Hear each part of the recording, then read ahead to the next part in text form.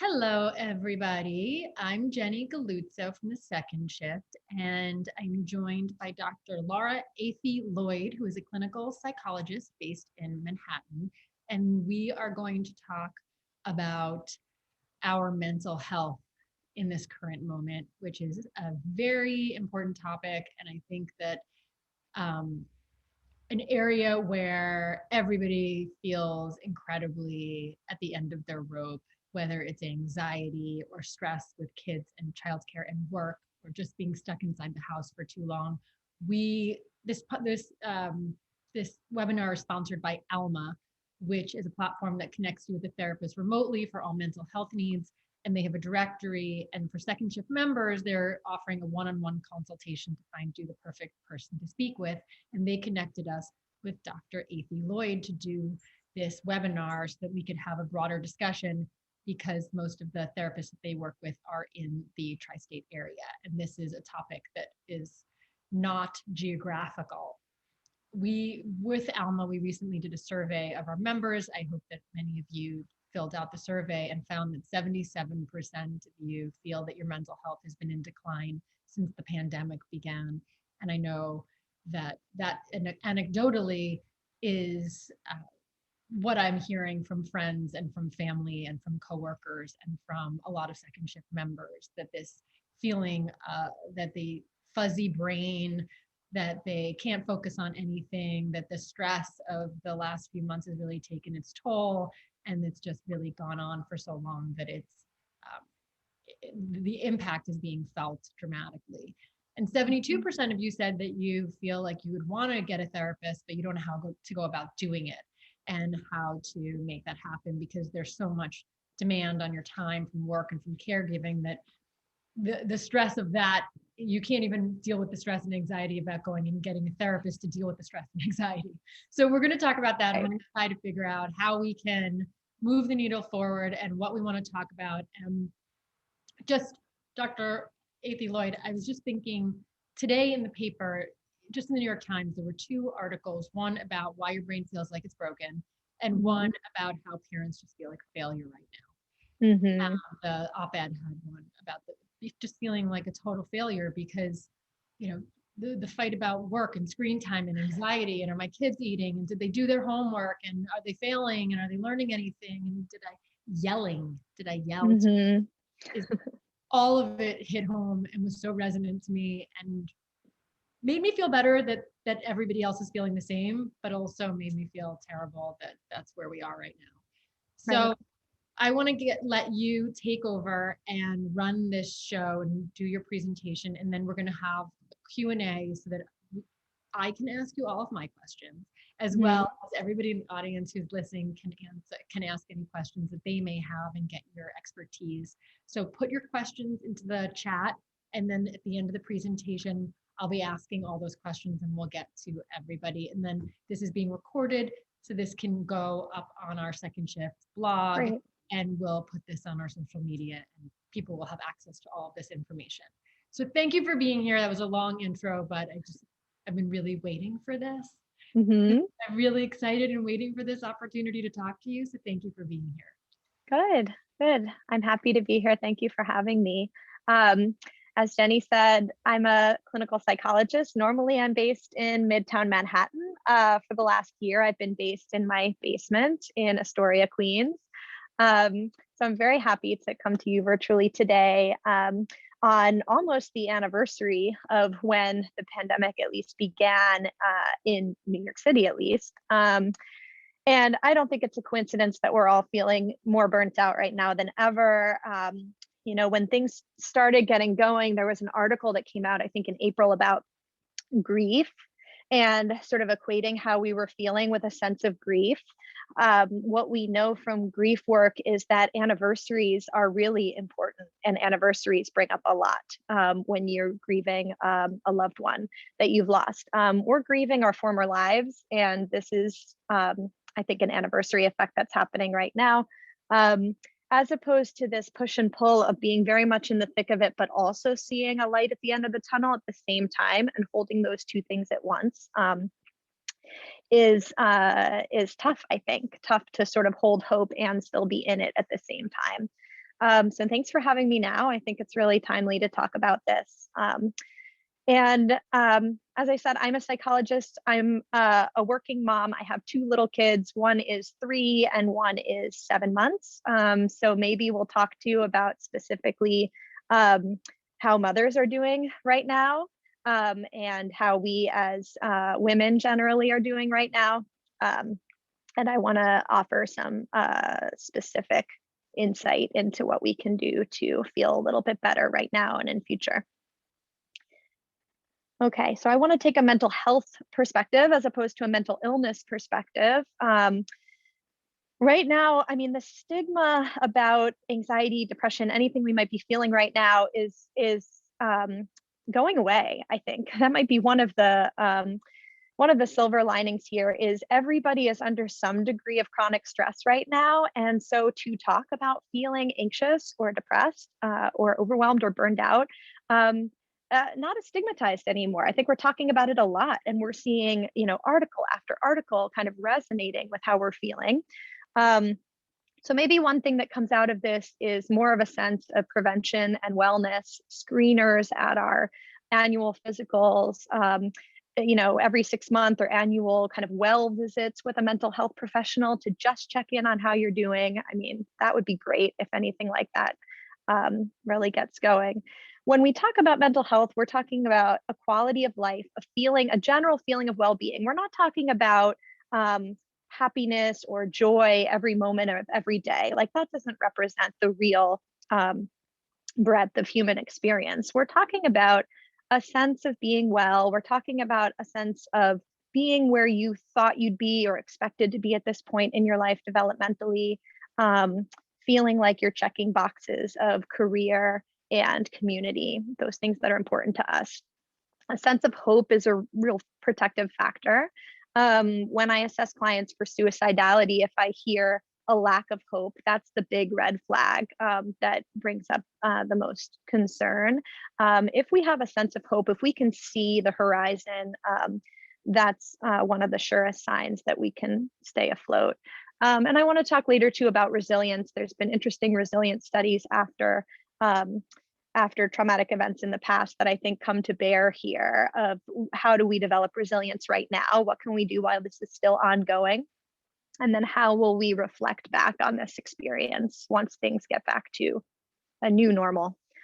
Mental health is also, it's self-perception, but it's also how you're perceived by others. But it's not only how you're perceived by others, because so many people have what we call high functioning anxiety or high functioning depression. We put on our game face for work, or we keep it together for our family, but inside we might be feeling a lot more stress and burnout than others might notice. And that's really insidious, because if we're not taking off that mask, or if we're not kind of inhabiting those different selves, we can feel very split off, and we can feel very disjointed, what we're presenting from how we're feeling.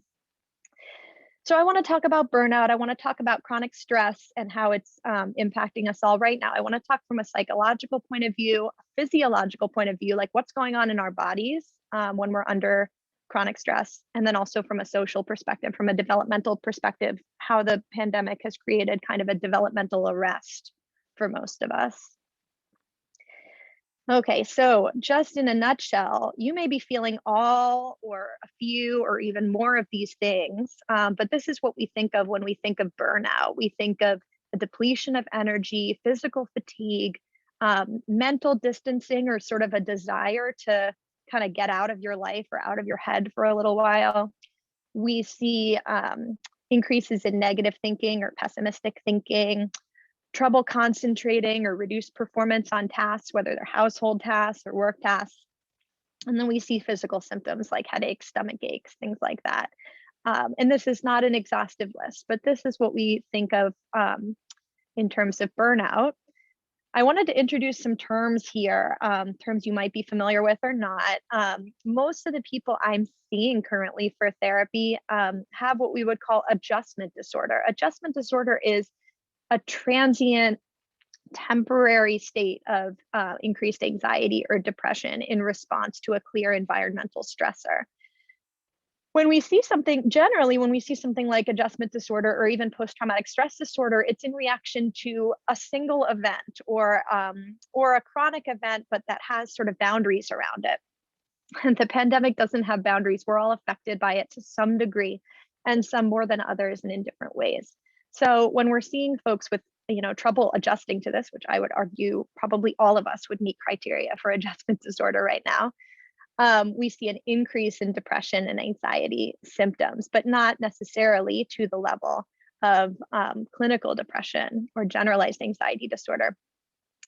PTSD, as we know, is sort of a traumatic reaction to trauma. And then CPTSD is getting some buzz in the news now. It's called complex PTSD. You might see trouble with emotion regulation, social interactions.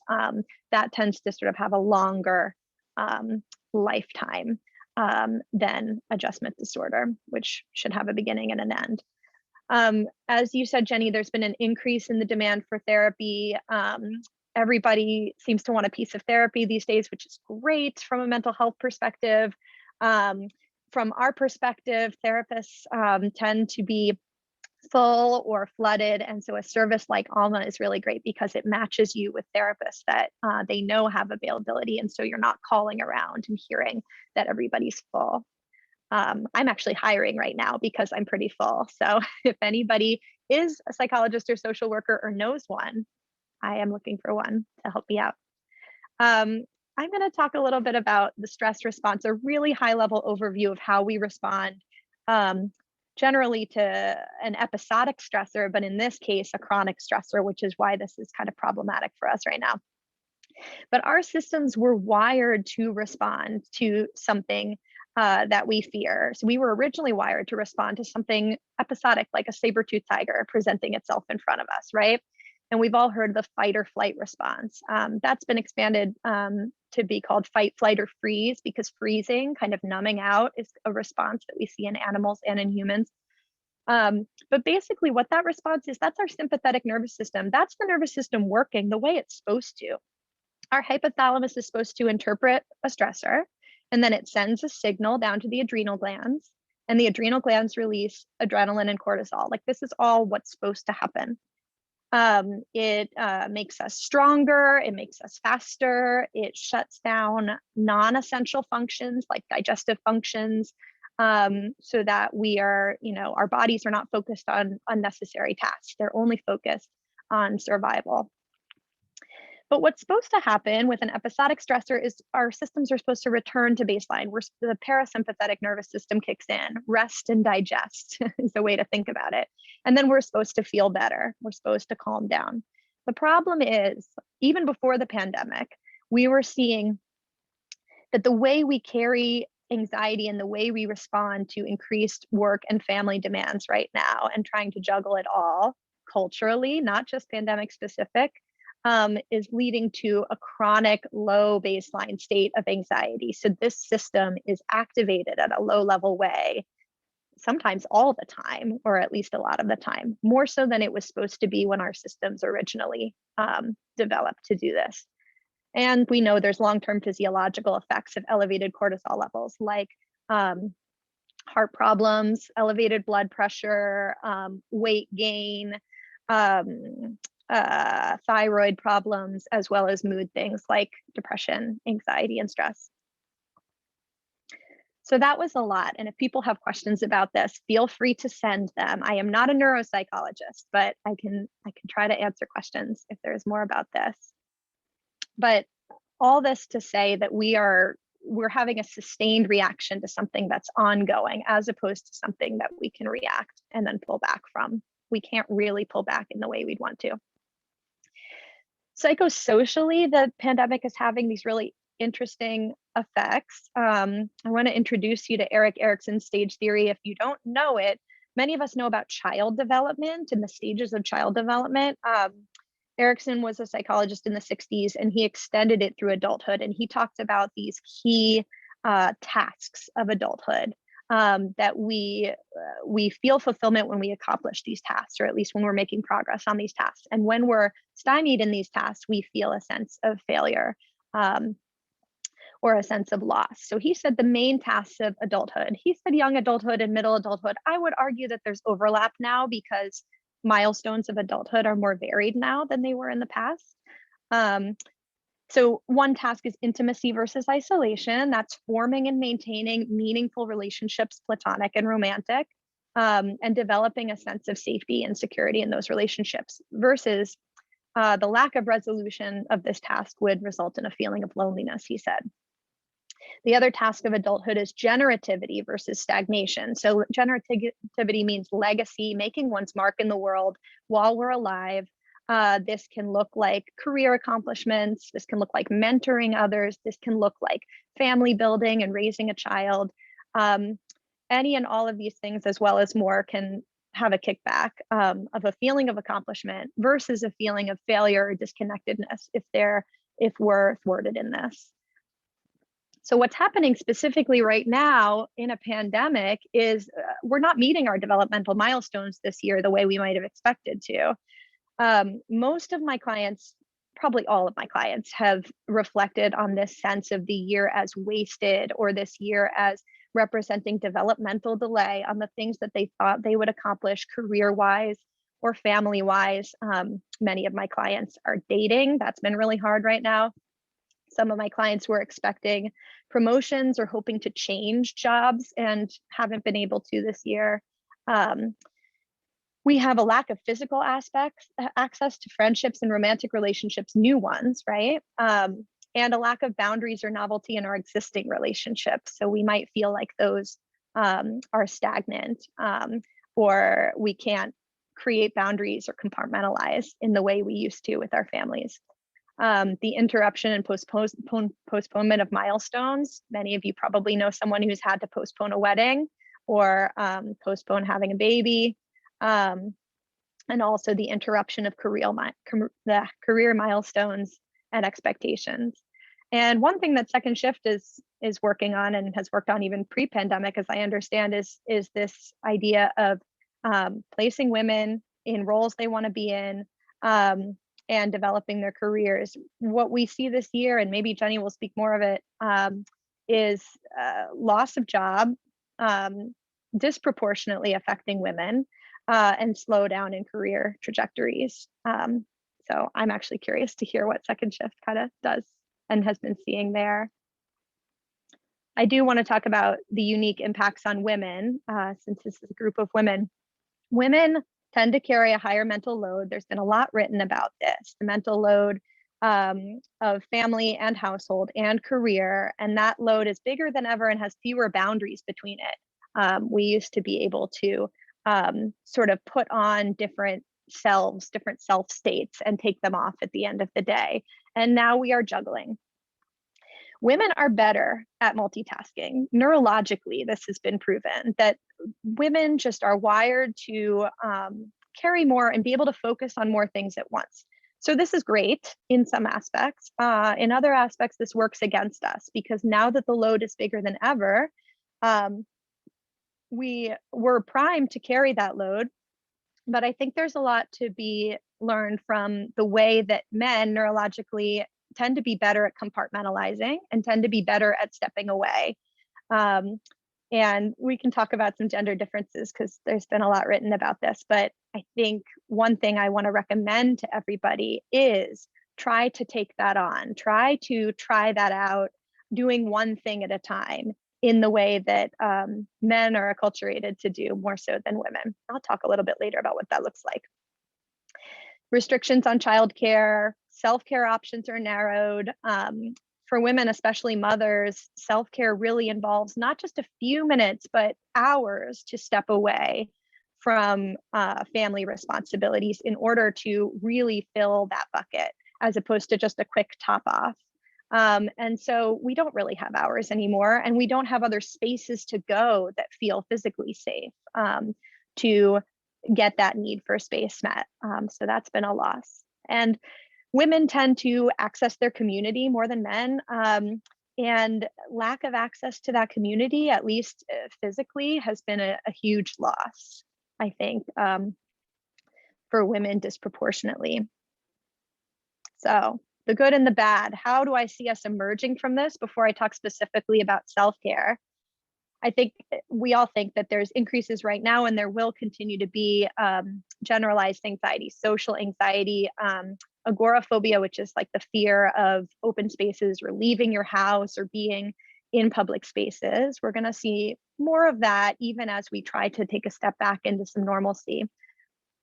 Post-traumatic stress, not for everybody, but I think for some who have been impacted, or for those who have trauma in their histories already, a compounding trauma like this on top of that has a compounding effect. Relationships have been really affected by the pandemic.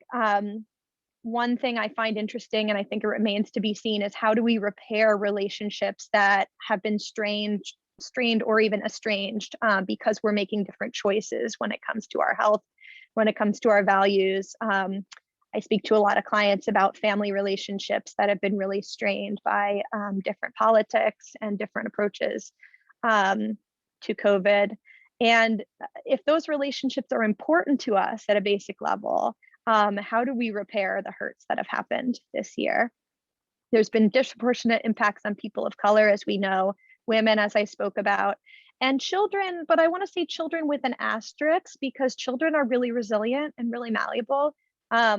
So we've heard a lot about the impact on school-age children of a virtual year or of blended learning. I think there will be catch-up academically and socially.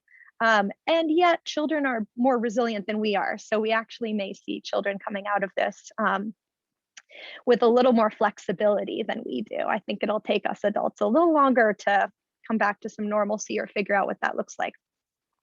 And I want to acknowledge the very real grief and loss of life that's happened. So we're all impacted at a baseline level of the restrictions and the loss of safety of the pandemic and the blurred boundaries. And then some are more impacted than others if they've lost a loved one directly.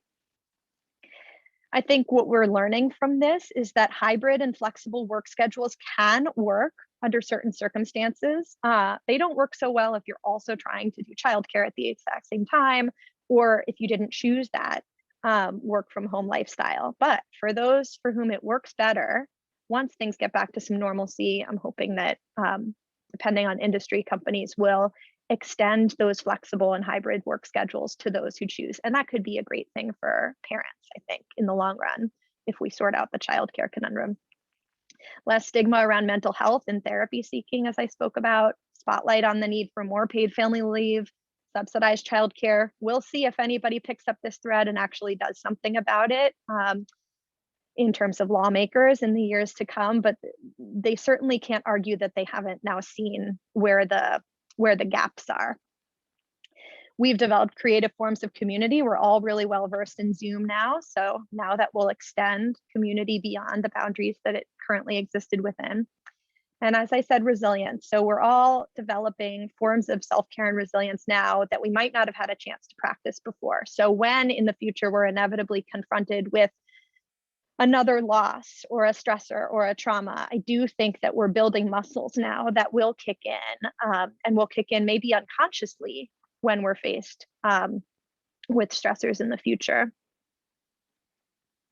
Okay, so I want to talk about self-care, and I want to use this pyramid as a different way of thinking about it.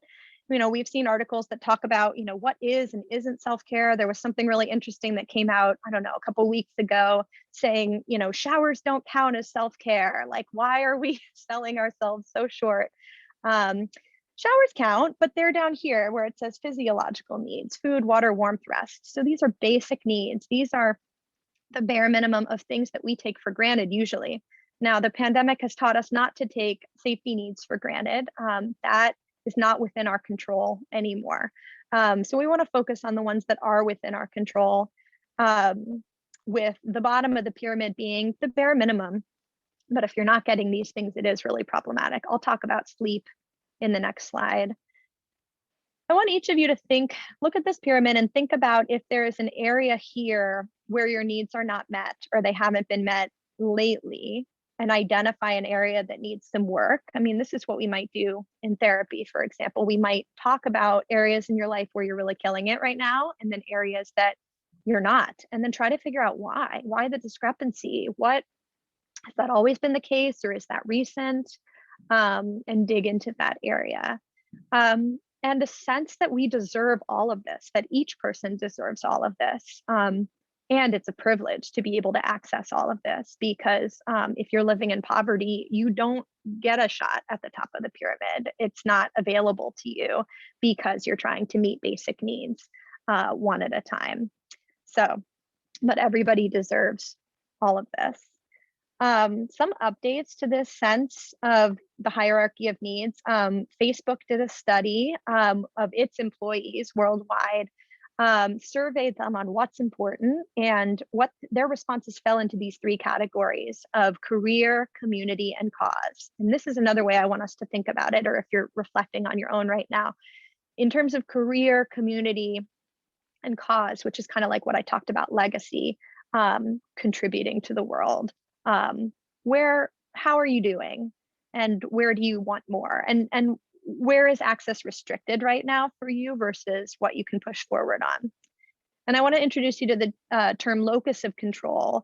Locus of control is where we identify our sense of power and ourselves as change agents in our own lives. Normally, we would say an internal locus of control is healthy. We want to see ourselves as in control, ourselves as directors of our lives. The pandemic has taken that away. We don't have as much control as we used to. Someone with an external locus of control would be getting stuck in blaming others, or blaming their life, or blaming circumstances or environment for things that they say they cannot change or won't change.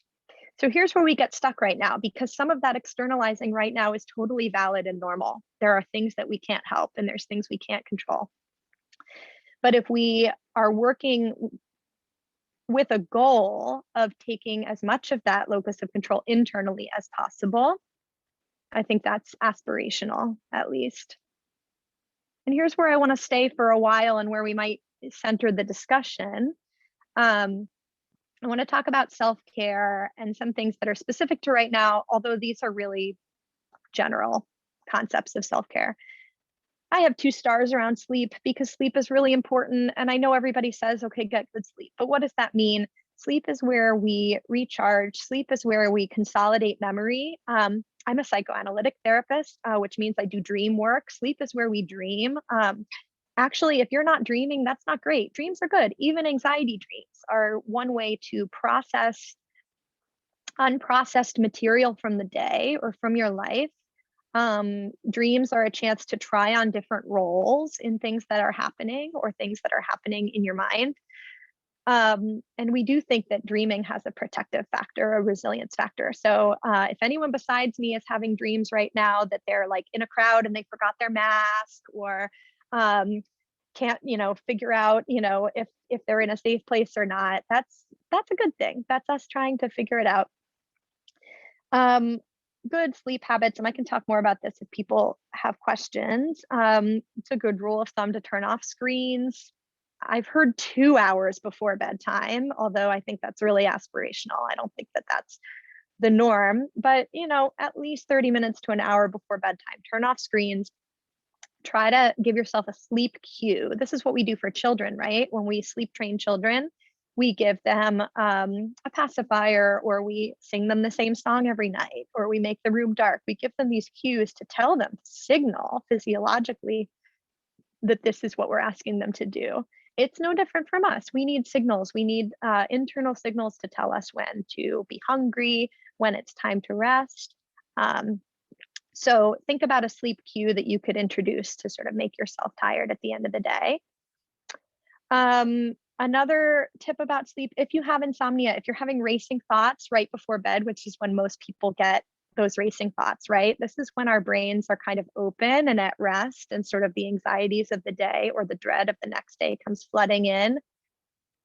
I tell people, don't just sit and spin while you're lying down. Don't just count the minutes and hope it goes away. I would actually say, get out of bed, get yourself a book, hopefully a boring book, not something too exciting, but get yourself something to do, or write down all those worry thoughts, sort of get them out, free association style, for about 20 minutes and then try again, and do this over and over again until you get sleepy. But don't just lie there, like write them down, come back and give it another try.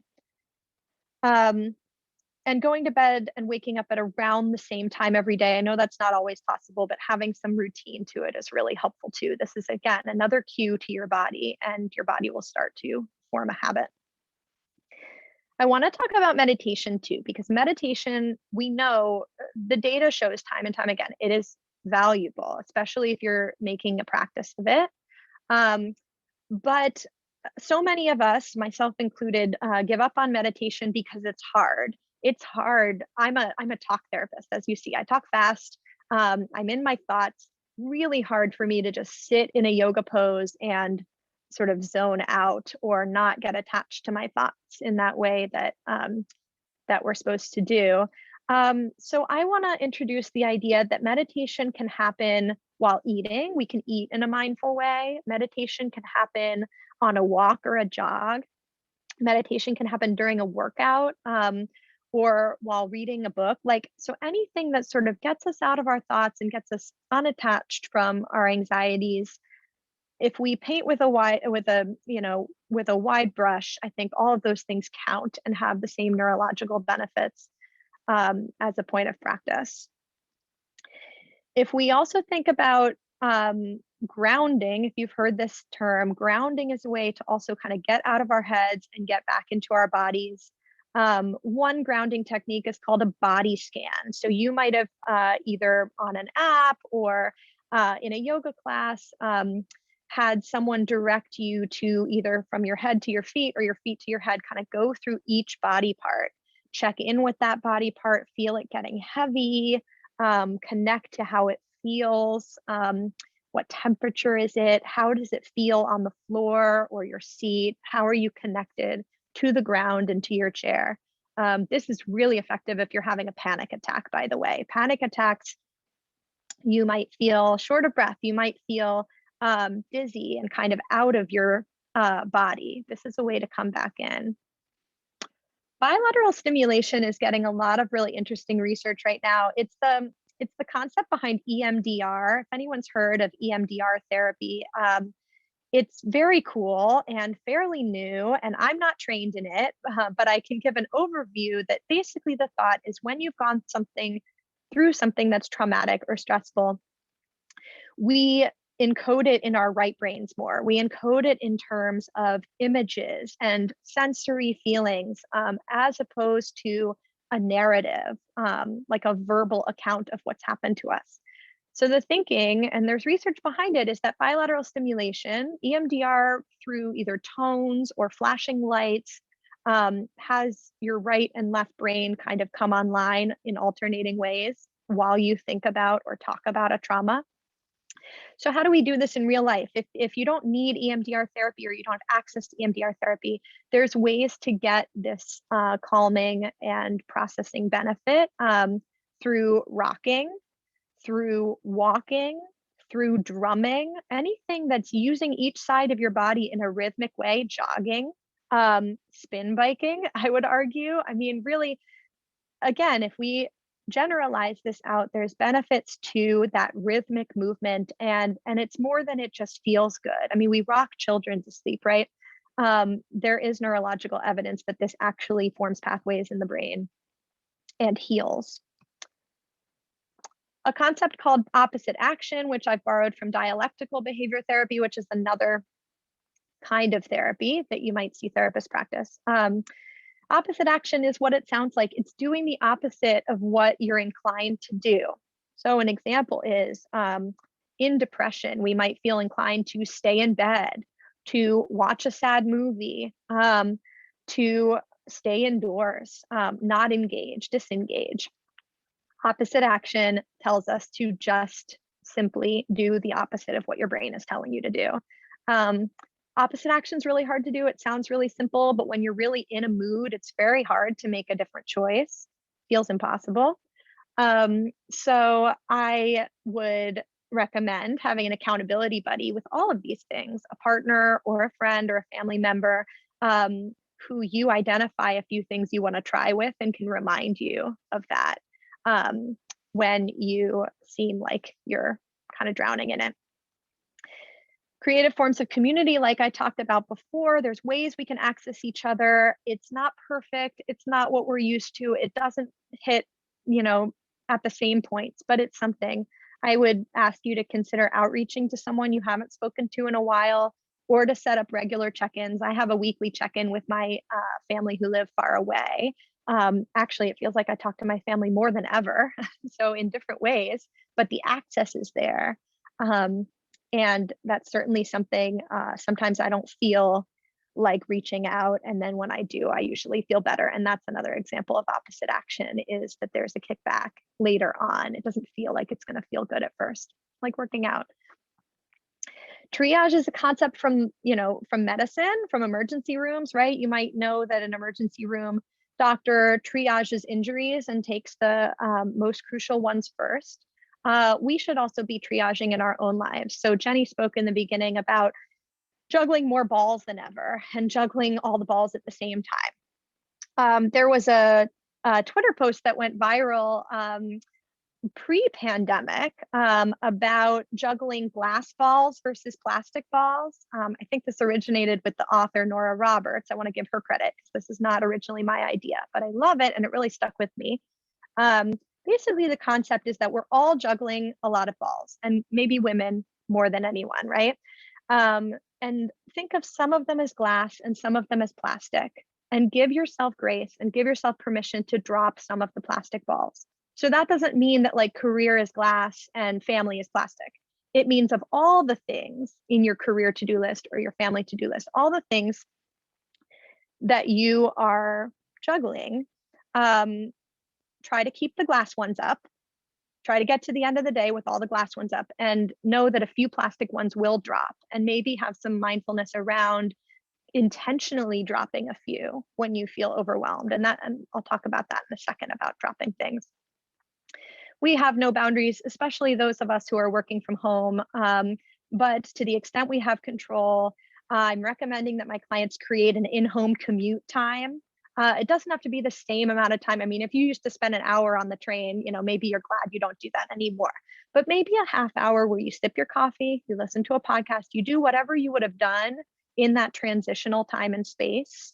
Do it in your living room, or do it in a different place than where you sit for your Zoom sessions or for your work, and try to create transitional space in your home if you can.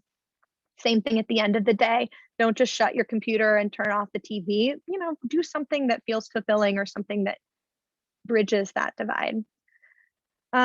Creating boundaries too means creating go dark time periods. And so this might work better for some than others, and is aspirational as well. But discussing with your manager, discussing with your family, times that you would like to be unavailable, times that you would like to check out and be unreachable, within reason. Trying to compartmentalize that is something we should aspire to, and something that we can fill our tanks with. And then, as I talked about earlier, doing one thing at a time. So I tried to practice this today. I'm not very good at this in general, but so this morning, instead of trying to tidy up my presentation all morning, which I really wanted to do, to think about it, I really played with my kid for an hour, because I knew that I was setting aside an hour later to finish this up before I talked to you guys. And so because I compartmentalized my day in that way, I actually felt better playing with my kid. I had a lot more fun. We had a balloon and we were playing balloon volleyball for what felt like 2 hours, but was probably 20 minutes. But that kind of sustained period of play with my kid, I felt a lot better actually than if I had been trying to jot down notes at the same time. And I actually think that I worked more effectively chunking it that way. And then my kid had a better morning too. She had no tantrums today. So feels like a win. I want to encourage everybody after this conversation to try to ditch one thing. Pick one thing that's not serving you, one thing. And it may be that you can't ditch that thing forever, but try to delegate it for a few days to your partner or somebody else, or just try to reduce it for a little while. So mine has been trying to forgive myself for not getting back to text messages and emails right away, putting my phone down, face down, and getting back to them at intervals during the day, because I feel a lot of pressure, not just work-wise, but socially, to be constantly available in chats. And I felt better when I can create space from that. And that it doesn't mean ditch forever. It means some days get more space than others from the thing that's not serving you. In that space you correct from ditching, that space that you access from ditching the thing, I would encourage you to put one thing that's novel or one thing that brings you joy, like something that you feel like you haven't had time for. And I know time is at a premium and we have very little time, but if you get rid of something or at least delegate it temporarily, you can create that time. And lastly, a sense of cause, a sense of future, trying to think in the long term about where you can be effective in your relationships or in your work, and driving that forward does have a kickback effect on mood. And even if it's something that's hard, accomplishing it or checking some boxes, people always say that they feel better after that. So that's all I have for today. And I want to open up for questions. This is me. This is my contact information, my email and my website. And if after this you have more questions, or if you want to schedule a consultation, or if you want me to help set you up with a different therapist, I'm available for all of those things. And you can reach me this way. Thanks. Thank you so much. That was fantastic. Should we open this up so we see the screen of all of us? We can see you. That would be great. Let me get rid of this. I can bring back slides if people want to see anything again. But for now, let's see, I can. So in the meantime, while we're share. I think it's important to remind everybody to put your questions in the Q&A, and then I'm going to ask the questions. But I wrote one thing down particularly because you mentioned the stress around kids and how they're resilient. And I think we all know that.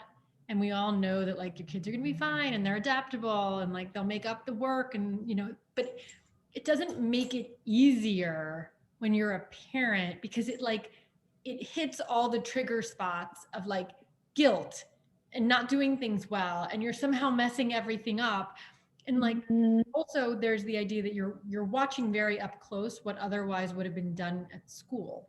So it's like you're seeing the cracks and the failures that the perceived cracks and failures of your kid, where you're like, you don't know how to read, you can't spell, like you're eating crap all day, you know. And it's like that is for a lot of women overwhelming on a good day, and it just makes it like a failure, or for like feel real guilt. And even if we know they're resilient, how do you recommend like sort of putting those pieces together and getting rid of that anxiety? Yeah, that's a really good question. It makes me think of a theory in psychoanalysis of what's called the good enough mother. I would frame this as the good enough parent. This is Winnicott, who was a theorist, and he said, and he was researching that actually we don't need to be perfect parents. We need to be good enough. We need to, if you think about that hierarchy of needs, we need to meet basic needs of our children, and then we need to meet emotional needs of our children in our response. And then that is the most important thing. The other stuff can happen some days and not other days, meeting their academic needs, meeting each of their wishes, but really reflecting emotions and being there for our kids in the frustration of online school, for example. That has more protective power in the long run than what they're doing academically right now. I know academics is important, but we can't be teachers and we can't do all of those things in the same way as it used to be done. So having that expectation of ourselves is really damaging, and I think might anxiety after a certain point actually impacts performance in a way. So if we're thinking about parenting and doing a good job at it, or a good enough job at it, actually we might find ourselves struggling more if we're over that point of anxiety about it. And so having a sense that things, that all we really need to do, the most important building blocks, are be there and be reflecting. It's very hard to see kids, you keep seeing kids acting out and kids having their own version of anxiety that they don't understand context. So they don't understand, a year's a year, you'll be fine. And it's hard to watch that too and not internalize your kids' anxiety and struggles. Yes. So, in that we know a lot of this from the literature in vicarious trauma, right? That we see this in practitioners and mental health practitioners. When we hear traumatic stories, we take some of it in ourselves and there's an additive effect. So we could extrapolate that too to stress, right? As we hear our kids' stress and anxiety, we take that in and it has an additive effect, a compounding effect on our own. So what we're trying to do is what we call in therapy containment. This is something that therapists are trained in, the ability to contain emotions and not take it home with you, or as it were, upstairs with you at the end of the day. So it's something we can all practice. And some of those self-care things help with containment, doing one thing at a time, taking a break or a pause when you feel like you're overflowing with the addition of your own and your children's stress. Okay, I'm seeing a bunch of questions, just a bunch of them about sleep. So let me queue up the questions for you. I'm getting questions about magnesium or melatonin for sleep, or this I'm doing too. You're going to bed at a normal time and then waking up in the middle of the night for like an hour and having a hard time going back to sleep, or any like beginner meditation apps that you think are good for yourself or for kids. My kids love the Calm app. Yeah, that's the one I recommend the most. I like Calm. And then like put them on and let them fall asleep to the stories, or they fall asleep to podcasts too. And I find that like sometimes it calms them down to go to sleep. Yeah. I see a few kids in my practice as well. They're all using those bedtime stories. It's on a timer. They're relatively brief, but by the time the story ends, the kid's usually asleep. So it's calming. It's kind of boring, but enough to pique their interest, but to fall asleep too. And there's content on the Calm app for adults as well. There's also Headspace, which I don't know as well. What about sleep aids or waking up in the middle of the night? I don't know much about magnesium. I would ask your provider about that, but melatonin is safe to use. It's safe for kids as well. I would ask your provider again, just to double check. But kids can use it and adults can. Sorry? CBD, do you think that there's any benefit to CBD products for sleep? Oh, I mean, that's outside of my purview, but yeah, people report benefits for sure in terms of feeling calmer, in terms of muscle relaxation, reduced inflammation. So, and all of that can contribute.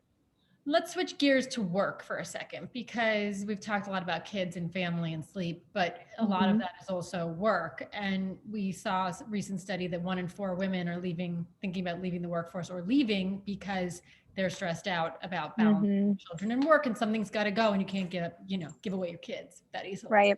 I've tried. And we've seen this same statistic work its way through the second shift, where we have this membership of women. They all want jobs. We work with corporate clients who provide jobs through our platform, and then we that connection.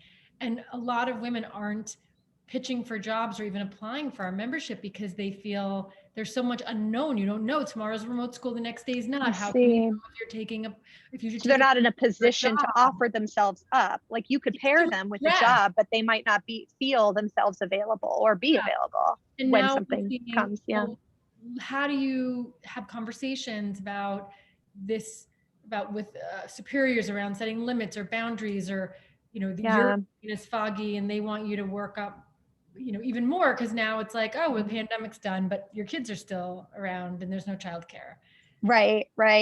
I mean, I think the best managers have been taking an individualized approach and the worst ones have not. So I think a lot of it depends on your company's culture and your particular manager. I encourage all my private clients to push back to the extent they can if they feel like they have job security and can push a little bit. To ask for those go dark times, to ask it as a question rather than a statement. Say like, when could I go dark? When could I take space?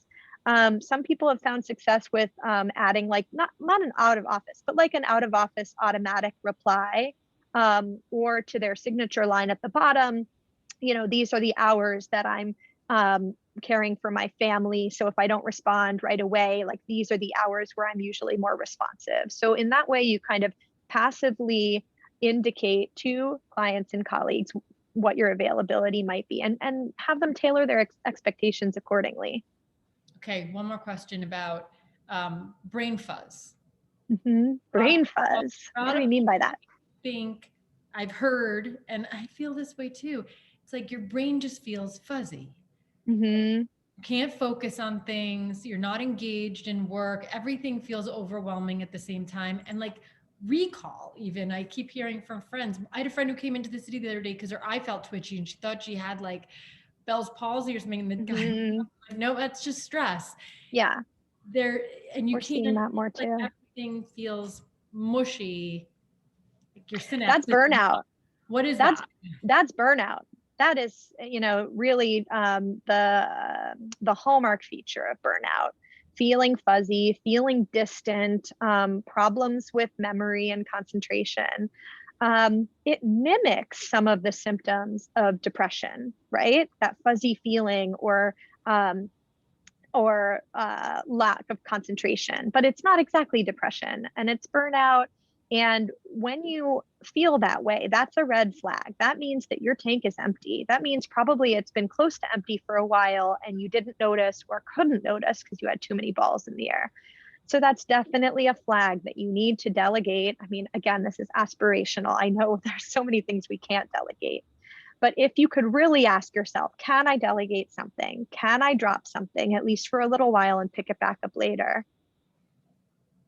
To recover, just give yourself some space to get into a clearer head. Dumber. No. Okay. We're not getting dumber. Will that information come back? Because I can't to recall anything. The other thing we know from the trauma literature is trauma can't be processed while it's ongoing. You actually shouldn't. We learned this after 9/11, actually, that it was actually bad and had adverse effects to ask people what happened right after and ask people to talk about that day, like the next day. That actually people need some time and space from the trauma to actually adequately process it in words. And then we get into narrative therapy, EMDR, things like that. After some space, we are in the thick of it. So nobody is really reflecting in that way. That's why the focus right now is on coping. Okay, let's talk. I have two more questions, time for two more. One is, I want to talk about how people should go about finding a therapist and what you think is a good way to do that. Alma is the sponsor of today. I think they're an amazing organization because a company, because if you go through their platform, they'll hook you up with a therapist that's available and is in your area or has the ability to work with you. Right now, only in the tri-state area, but in general, they do the match based on what type of therapist you might want and what kind of problems that you're dealing with. So I'd love to know from you what you think about people who are looking for therapy and what's like the best way to go about, if you have a little bit of time and you're feeling stressed and anxious, not making it more stress and anxiety going through that process. Yeah. So it's a great time to find a therapist. I think we're all motivated to reflect and cope because we're all dealing with this. At the same time, it's a hard time to find a therapist because a lot of therapists are booked up. So one place to start, if you want to use your insurance, is to start on your insurance's website. And that will only show you therapists who take your insurance directly. Now that can be hard. Those therapists tend to have really high waiting lists. It's great because all you pay is your copay. So it's the least expensive route, but you may wait. And that's definitely true for psychiatry. It's very hard to find a prescriber who takes insurance, who has availability. So what I would recommend people try next is look for someone with a sliding scale, or make your insurance benefits. If you have out-of-network benefits, make them work for you. If you have a flexible savings account, use that to pay your therapist. There's all sorts of workarounds that I or someone else can help you figure out how to afford it and make it work. So what you want to do is you can go to something like Alma or something like Psychology Today. There's ways to search for therapists based on specialty, based on gender, based on availability or fee, and toggle that. Alma's a great resource because they have vetted all their therapists. It is a one-stop shop. You can see all the therapists in one place. There's a bio for each one. You can get a sense of their style. And if you contact Alma directly, they will pair you with someone who has availability. They actually, so if Alma gets a client that would be a good fit for me, they send me an email, they ask if I have availability. And if I tell them yes, then I've committed to taking that client and working with them. You can also reach out to therapists directly through the Alma portal, but they may or may not. It's much more efficient to go through Alma, and they've offered that service to our members or anyone who's listening as one-to-one, which is great. That's great. Can we do one more question and then wrap this up? Yeah. Yelling seems to be something. It was in the Times today in the article, and someone asked about how do you not have rage attacks when you're so stressed out and it comes on so quickly and then you hate yourself afterwards.